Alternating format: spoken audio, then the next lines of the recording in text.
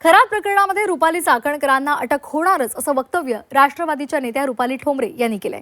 खराब प्रकरणामुळे राष्ट्रवादीमध्ये पक्षाची बदनामी झालेली आहे, राष्ट्रवादी पक्षाची बदनामी झाली आहे असं ठोंबरे यांनी झी 24 तासशी बोलताना सांगितलं। तसंच पक्ष देईल ती जबाबदारी घ्यायला तयार असल्याचं सुद्धा त्यांनी सांगितलेलं आहे।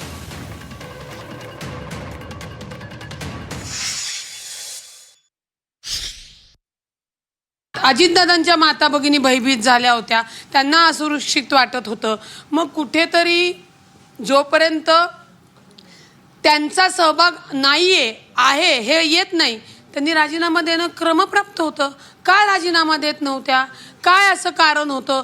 ती जी काही त्यांची मुजोरी होती, ती मुजोरी कायदेशीर पद्धतीने अत्यंत चुकीची होती। त्या गुन्ह्यामध्ये त्यांना तुम्हाला आजही सांगते त्यांना अटक होणार आहे, कारण का मी स्वतः वकील असल्यामुळे मला त्यातले जे काही कायदेशीर धागेदोरे आहेत त्या समोर स्पष्ट दिसतात। आणि मग त्यांच्यावर त्यांनी जे काही केले ते त्यांची कारवाई त्यांच्यावर होऊ द्या।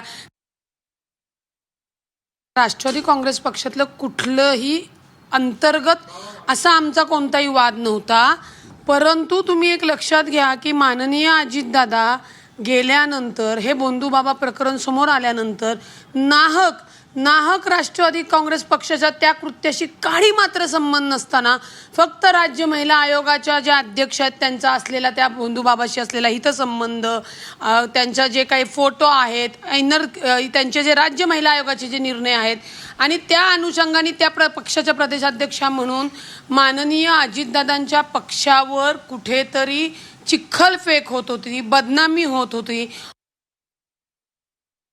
महिला राजकारणामध्ये पदासाठीच कामाला येतात, वेगवेगळ्या महिलांकडे वेगवेगळं कर्तृत्व असतं, त्या सगळ्या एकत्रित होऊन आज राज्य महिला आयोग पद रिक्त आहे, महिला प्रदेशाध्यक्ष रिक्त आहे।